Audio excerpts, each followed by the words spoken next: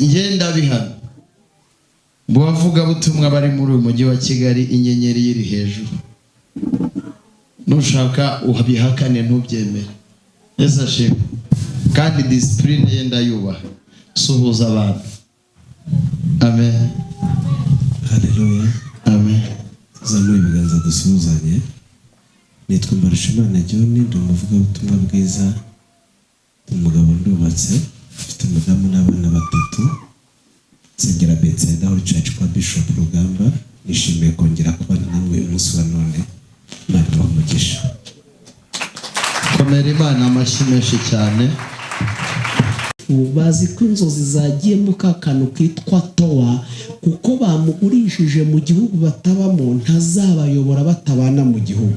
Se wa Yosefu arabizi neza ko Yosefu yarangiye kuko yabonye ikanzu isize amaraso, arabizi ko Yosefu atakiriho, ariko ikintangaza ari inzozi zirahari na nyirazo arahari. Reka mbibutse ko Imana itagira indi kanzu. Ntabwo Imana igira indi kanzu. Imana irinda inzozi. Kuki itarinda ikanzu ikarinda inzozi? Nuko ibizi neza yuko inzozi zisohoye zibategeka kudodesha indi kanzu. Hari igihe ikanzu bayisiga amaraso bakakwita amazina, bakakwita indaya, bakakwita ikabareka ikanzu bakayiharabika, ikabareka hari n'igihe bayica ikabyemera ikavanga ikanzu n'ibigirwa mushaka. Icyo ntazabemerera ni ugukora ku nzozi, kuko igikomeye si ikanzu, igikomeye ni inzozi.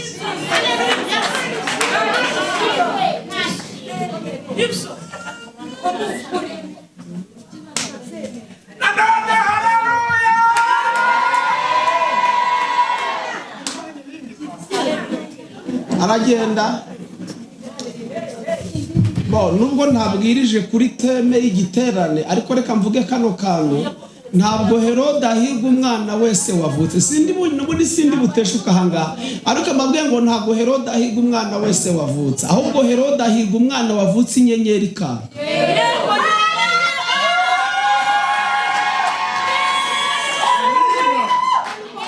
Wibutse iki ngiki, inyenyeri yawe yaka, witegure guhangana n'intambara zizanywe nuko inyenyeri yawe.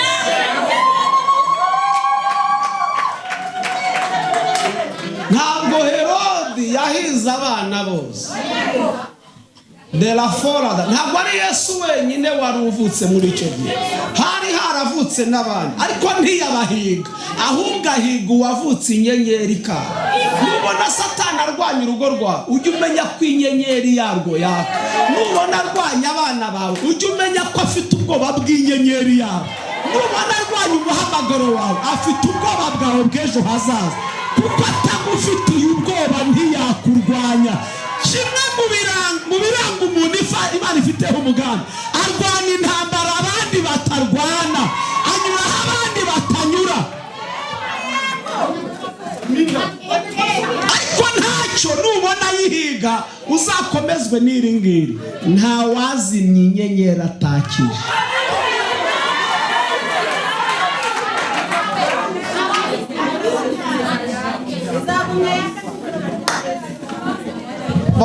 N'ubusanzwe umwanya mfite ntunyemerera kuhatinda, mwumve uko saa 11 nagakwiye kuba ndiremera, ariko icyo mvuga ni kimwe, nubwo naba mfite unyemerera gutinda hano, mwese uko mwicaye ahangaha nta muntu wa nyakamikoro uretse umushumba wayimpaye. Navuga ubishaka gataha, uwayinyaka ni uwayimpaye wenyine. Nshatse kuvuga iki, igiye kwaka ariko ntawe uzayizimya.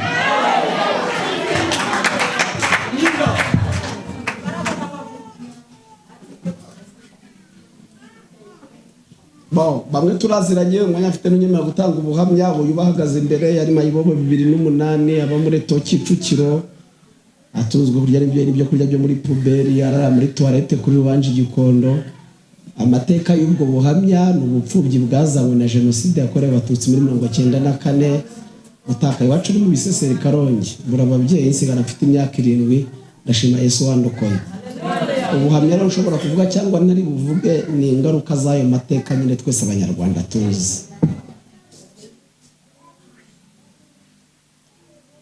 Ntabwo tuzageraho abantu bavuze, tuzageraho Imana yavuze, kuko aho abantu bavuze twaraharenze. Murabizi ko mu myandikire y'interuro itararangira bashyiramo icyo bita kitso cyangwa virigire, bisobanura ngo inyuma haracyari ibindi. Iyi nteruro irangiye bashyiraho akadomo. Ni gute umuntu ashyira akadomo ku buzima atatangiye?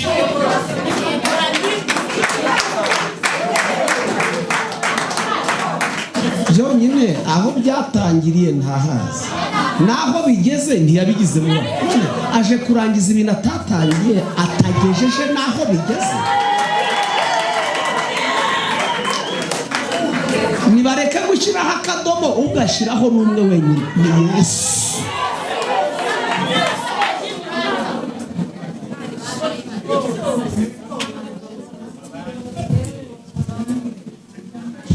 Ntabwo nari nzi ko nzitwa papa w'abana, ntabwo nari nzi ko nzagira umudamu. Mfite mama wacu yigeze arambwira ngo uzapfa utikamiye ntayimbwa. Sinamurenganya igihe nari ndimo cyamwemereraga kuvuga ibyo ashaka. Hari igihe umuntu abamo kigatuma umuntu wese amufataho ijambo, kandi ntabwo intambara zose bazirwana, hari izirangizwa n'igihe. Nubona umuntu yagusuzugura ntugahangana nawe, uzamutega igihe. Nagusuzuguza icyo ari cyo uzamureka. Mbibutse ko hazamuka haranamanuka. Nagusuzugurira hejuru, azibuke ko hanamanuka.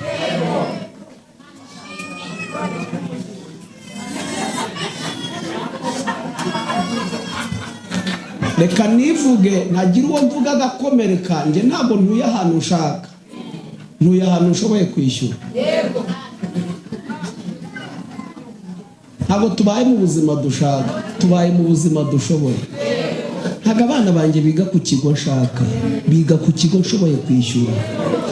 Uzarebe iyo uhamagaye umukomisiyoneri ushaka inzu, arakubaza ngo ushaka inzu yangahe, uvuga amafaranga agahita amenya karitsiye agushakiramo inzu. Si wowe utegeka karitsiye, amafaranga niyo agena karitsiye utungamo. Ntabwo mutuye ahantu mukunze mwese, mutuye ahantu mushoboye kwishyura.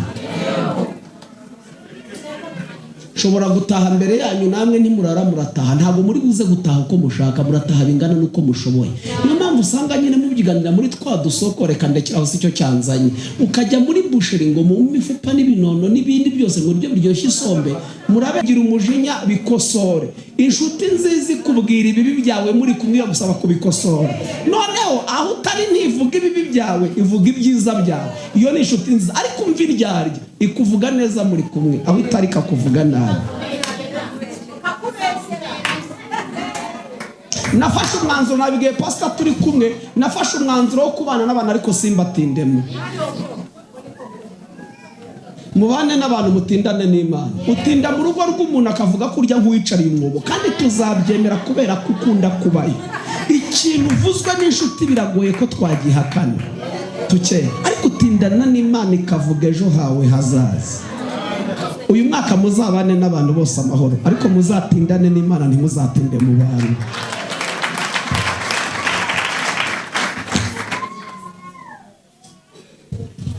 Baramwibagirwa ariko haragera ko Imana imwibuka. Kandi mbonshigaje umwanya muto ngasenga n'ukuri. Iby'ubuhamya nzaba mbutanga, ibyo byo kuba mayibobo 2008, ibyo by'ubukwe bwapfuye kuwa mbere saa 8, mfite urukiko kuwa 4 saa 8, baranyerekanye mu rusengero tumanitse ku murenge wa Muhima. Ibyo nabyo nzabibabwira, mbabwira ubukwe nakoze, nzi ko umukobwa bazamunkopa tukandikirana nkajya mbaha make twara.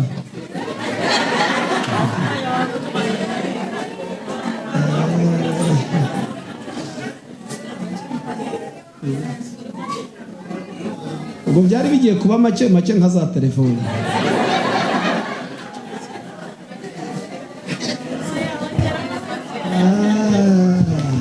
Haleluya.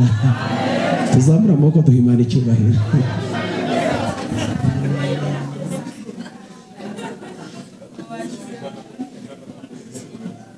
Nizemera kubirenge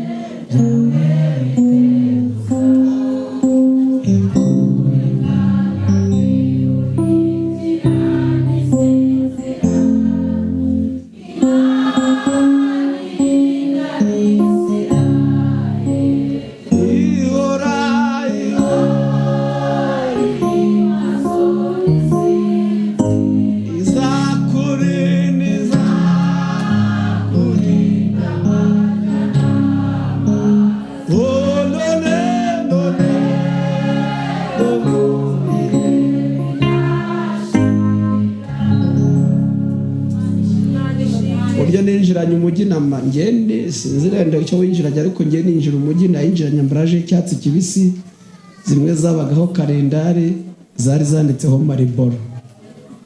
Arabazizi niyo ninjiranye umujyi wa Kigali mvuye Karongi nje gushaka ngo witwa Fideli twariganye primaire. Burya umuntu atunga ibitekerezo bijyanye n'ahantu atinze. Ko mwatekerezaga muri mu ntara siko mutekereza mwarageze Kigali kandi nta mashuri mwongeyeho ahubwo mwahinduye miriye. Iyo umuntu ahinduriye miriye n'ibitekerezo birahinduka. Uzi kuva Karongi ibitekerezo bikubwira ngo nugera hitwa Nyabugogo umuntu wese muhuru mubaze kwa Fideli.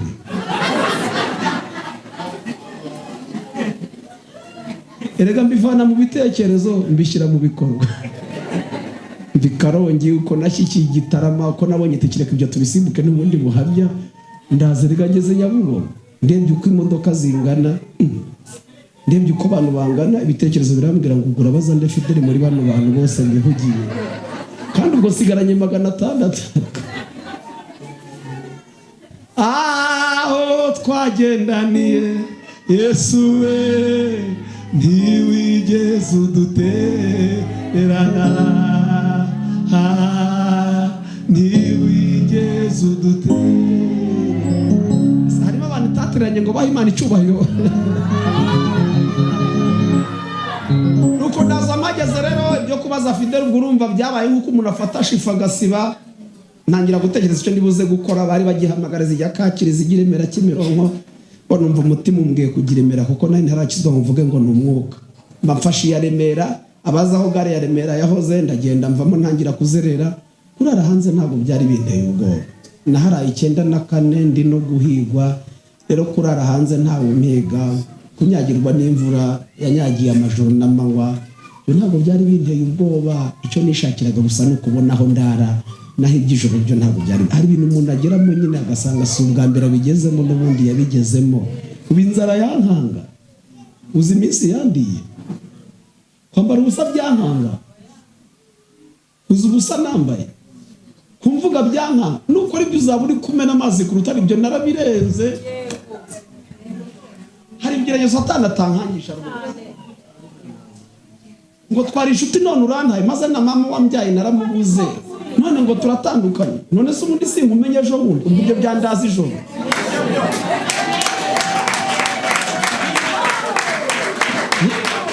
Ubwo ntakaza peti ngo wanye na mama yagiye mureba aragenda. Reka mbibutse ijambo rimwe Imana niyo yonyine wabura ukagira icyuba yonyine. Ibindi byose byagenda ubuzima bwako niyo yonyine ntazagira ugushuka. Wagiye mwashira guteze ngo akwirukanye none se mbere yuko agukoresha ni wari uriho.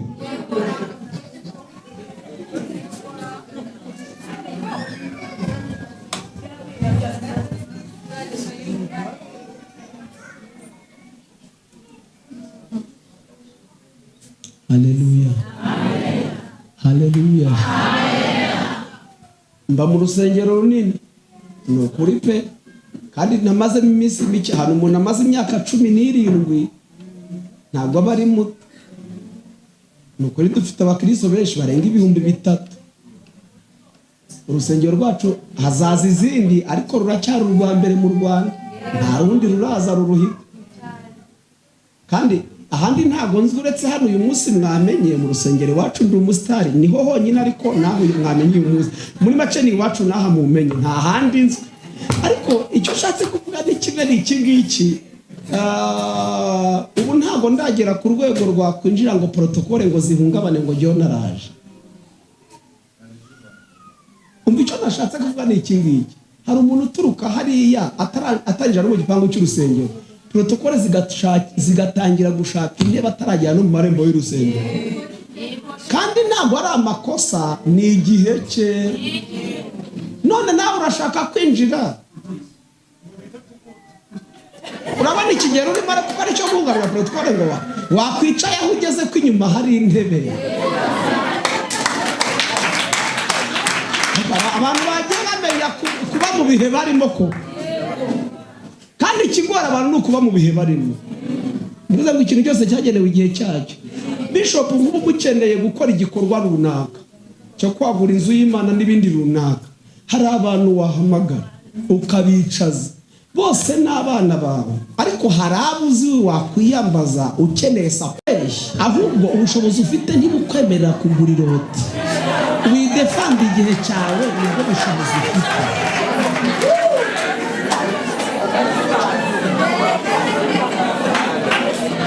Tugaruke kugira ngo tuze gukoresha igihe cyacu neza. Mero umuntu ikiganza umubwire ngo ku bantu byararangiye, ariko ku Mana ntabwo birarangiye.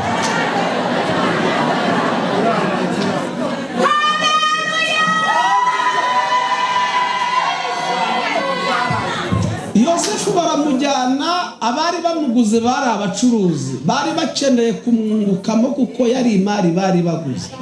Bamujyana mu isoko bajya kumudandaza, bari bakeneye ubaharenza ayo batanze.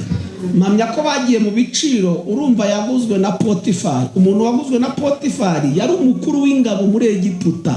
Birumvikana ko yamuguze menshi, amugura nk'umukozi ajyanye mu rugo, aramujyana amugeza mu rugo.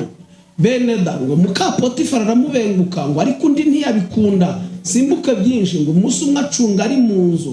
Rabati uryamana ndatihoya ngo amucunga nta bandi bagabo bahari, amusaba kuza mu cyumba, anduti ntabwo uri bunshike, undati no.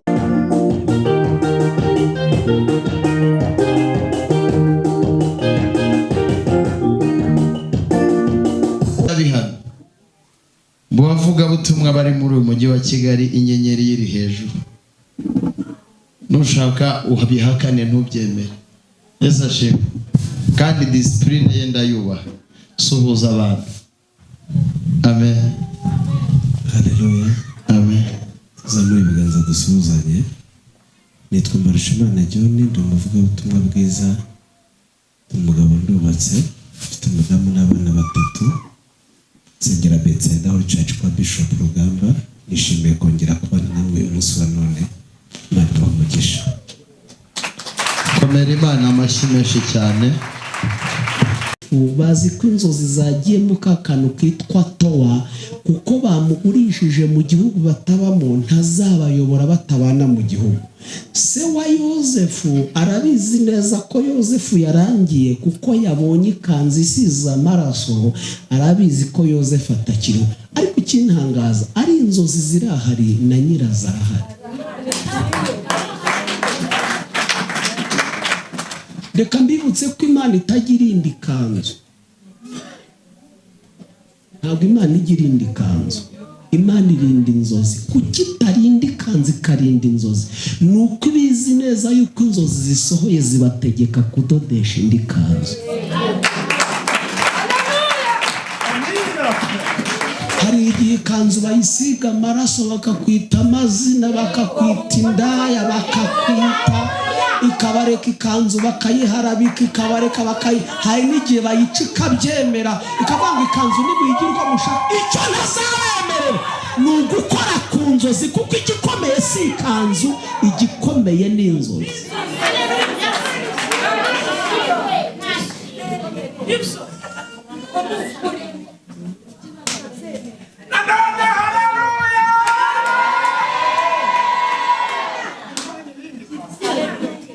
Aragenda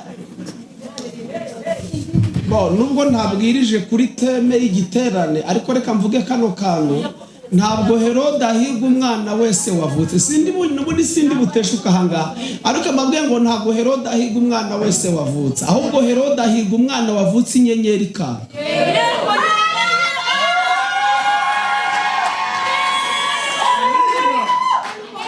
Wibutse iki ngiki, inyenyeri yawe yaka. Witegure guhangana n'intambara zizanywe n'uko inyenyeri yawe.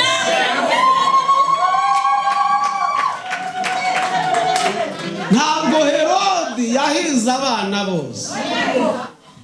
Ntabwo ari Yesu wenyine wari uvutse muri icyo gihe.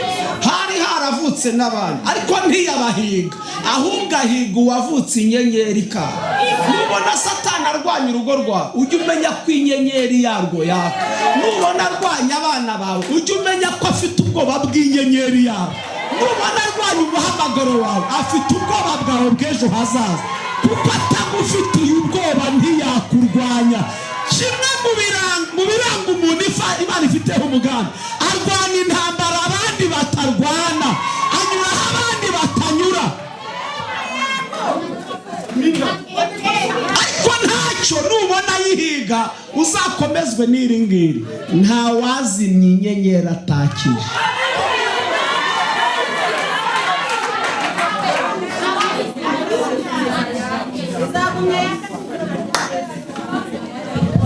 N'ubusanzwe umwanya mfite ntunyemerera kuhatinda. Mwumve uko saa 11 nagakwiye kuba ndiremera. Ariko icyo mvuga ni kimwe, nubwo naba mfite unyemerera gutinda hano, mwese uko mwicaye ahangaha nta muntu wa nyakamikoro uretse umushumba wayimpaye. Navuga ubishaka gataha uwayinyaka n'umwe ni uwayimpaye wenyine. Nshatse kuvuga iki? Igiye kwaka ariko ntawe uzayizimya.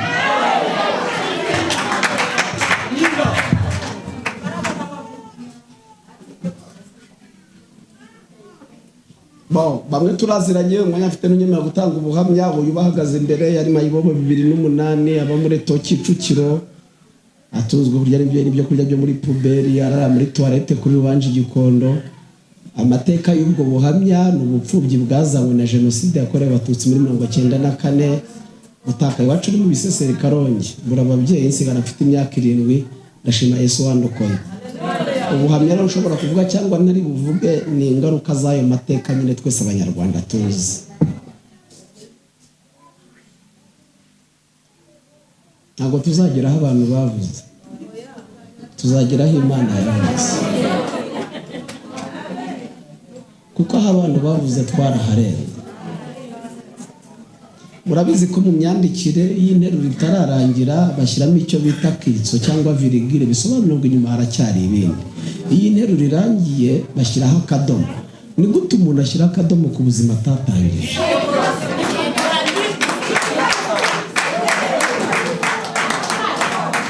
Byonyine aho byatangiriye ntahazi, naho bigeze ntiyabigize mu aje kurangiza ibintu atatangiye, atagejeje naho bigeze. Nibareke gushyiraho akadomo ugashyiraho n'umwe wenyine, ni Yesu.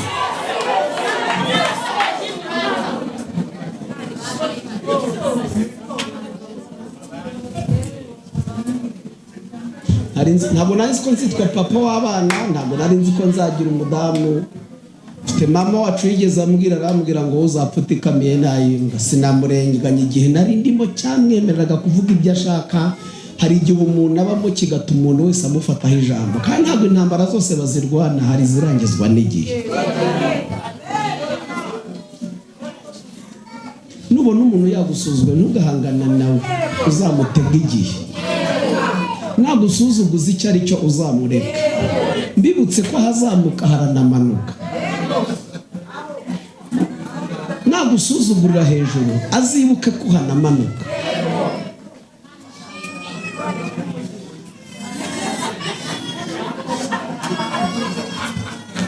Reka nivuge ntagira uwo mvuga agakomereka. Njye ntabwo ntuye ahantu ushaka, ntuye ahantu ushoboye kwishyura. Ntabwo tubaye mu buzima dushaka, tubaye mu buzima dushoboye. Ntabwo abana banjye biga ku kigo nshaka, biga ku kigo nshoboye kwishyura. Uzarebe iyo uhamagaye umukomisiyoneri ushaka inzu, arakubaza ngo ushaka inzu yangahe, uvuga amafaranga agahita amenya karitsiye agushakiramo inzu. Si wowe utegeka karitsiye, amafaranga niyo agena karitsiye utungamo. Ntabwo mutuye ahantu mukunze mwese, mutuye ahantu mushoboye kwishyura. Shobora gutaha mbere yanyu namwe ntimurara murataha, ntabwo muri buze gutaha uko mushaka, murataha bingana nuko mushoboye. Niyo mpamvu usanga nyine mubyiganira muri twa dusoko, reka ndekeraho si cyo cyanzanye. Ukajya muri busheri ngo mu mifupa n'ibinono n'ibindi byose ngo buryo biryoshye isombe, murabegira umujinya bikosore. Inshuti nziza ikubwira ibibi byawe muri kumwe gusaba kubikosora. Noneho aho utari ntivuga ibibi byawe, ivuga ibyiza byawe. Iyo ni inshuti nziza, ariko umva iryarya ikuvuga neza muri kumwe, aho utari kakuvuga nabi. Nafashe umwanzuro, nabwiye Pasteur turi kumwe, nafashe umwanzuro wo kubana n'abana ariko simbatindemo. mubane n'abantu mutindane n'Imana. Utinda mu rugo rw'umuntu akavuga kurya nk'uwicariye umwobo, kandi tuzabyemera kubera ko ukunda kubayo. Ikintu uvuzwe n'inshuti biragoye ko twagihakana tukeye, ariko utindana n'Imana ikavuga ejo hawe hazaza. Uyu mwaka muzabane n'abantu bose amahoro, ariko muzatindane n'Imana, ntimuzatinde mu bantu.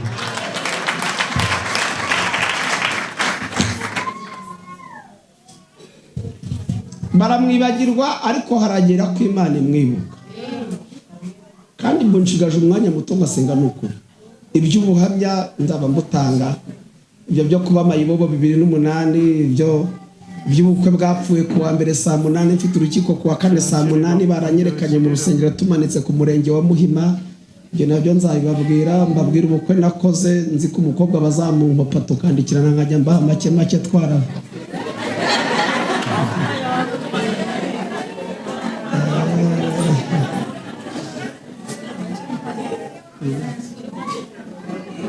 Ubwo byari bigiye kuba make nka za telefone.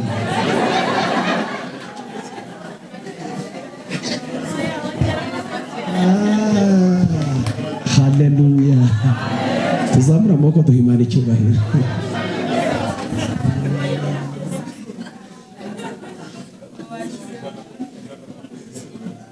Nizemera kubira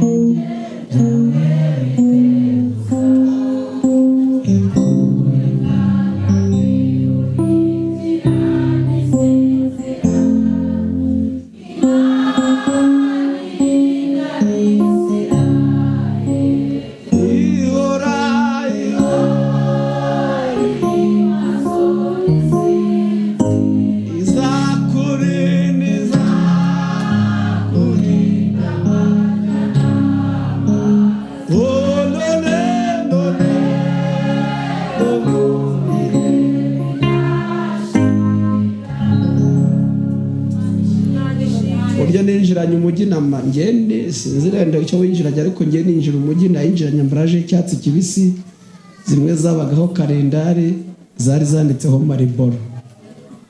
Arabazizi niyo ninjiranye umujyi wa Kigali mvuye Karongi nje gushaka ngo witwa Fideli twareganye primaire. Burya umuntu atunga ibitekerezo bijyanye n'ahantu atinze. Ko mwatekerezaga muri mu ntara siko mutekereza mwarageze Kigali, kandi nta mashuri mwongeyeho, ahubwo mwahinduye miriye. Iyo umuntu ahinduriye miriye n'ibitekerezo birahinduka. Uzi kuva i Karongi ibitekerezo bikubwira ngo nugera hitwa Nyabugogo umuntu wese muhuru mubaze kwa Fideli.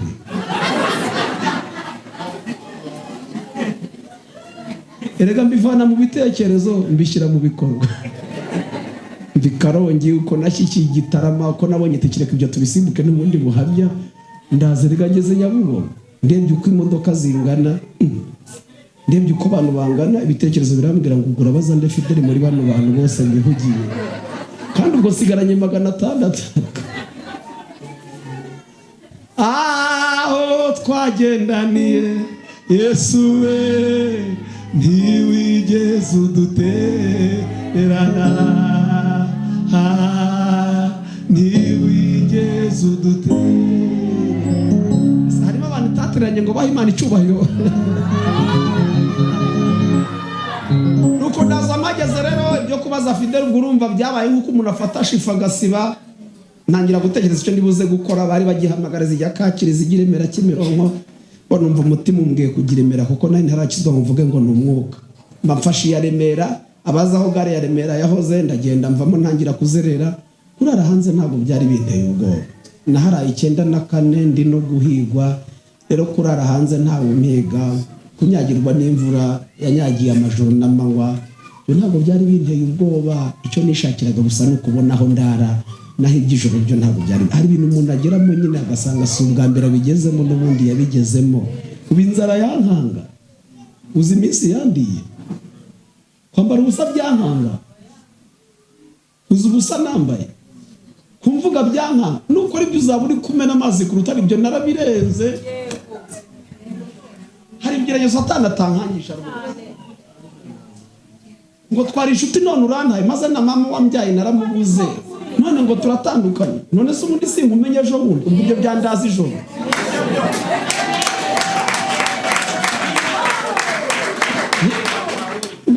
apeti ngo wanje ego na mama yagiye mureba aragenda. Reka mbibutse ijambo rimwe, Imana niyo yonyine wabura ukagira icyuba yonyine, ibindi byose byagenda ubuzima bwako niyo yonyine ntazagira ugushuka. Wagiye mwashira guteze ngo akwirukanye none se mbere yuko agukoresha ni wari uriho.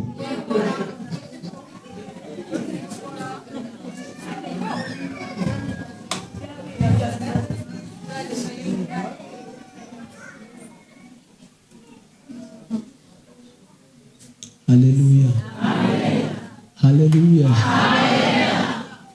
Mba mu rusengero runini no kuri pe kandi namaze iminsi mike hano, umuntu amaze imyaka 17 ntabwo aba ari muto. Nuko dufite abakristo benshi barenga 3,000.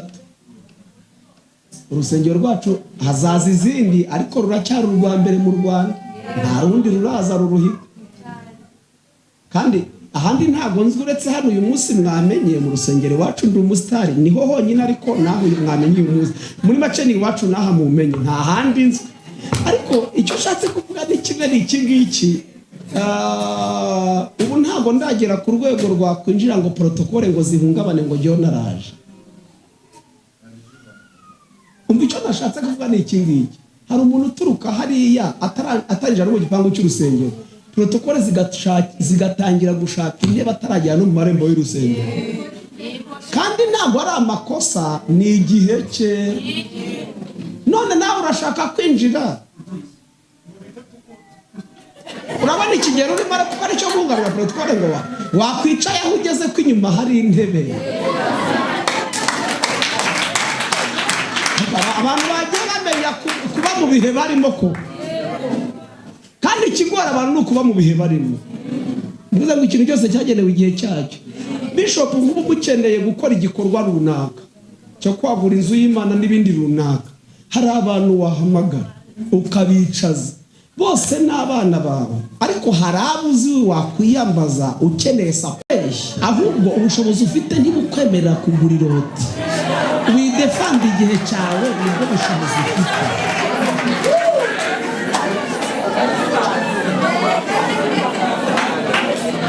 Tugaruke kugira ngo tuze gukoresha igihe cyacu neza.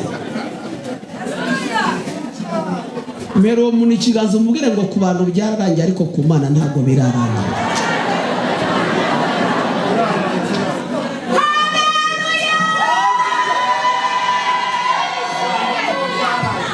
Yosefu baramujyana, abari bamuguze bari abacuruzi, bari bakeneye kumwungukamo kuko yari imari bari baguze.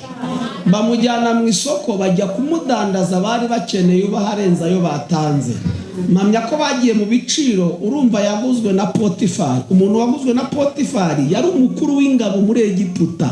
Birumvikana ko yamuguze menshi, amugura nk'umukozi ajyanye mu rugo, aramujyana amugeza mu rugo. Beneda ngo muka Potifari aramubenguka ngo ariko undi ntiyabikunda, simbuke byinshi ngo umunsi umwe acunga ari mu nzu. Rabati uryamana ndatihoya ngo amucunga nta bandi bagabo bahari, amusaba kuza mu cyumba, anduti ntabwo uri bunshike, undati no.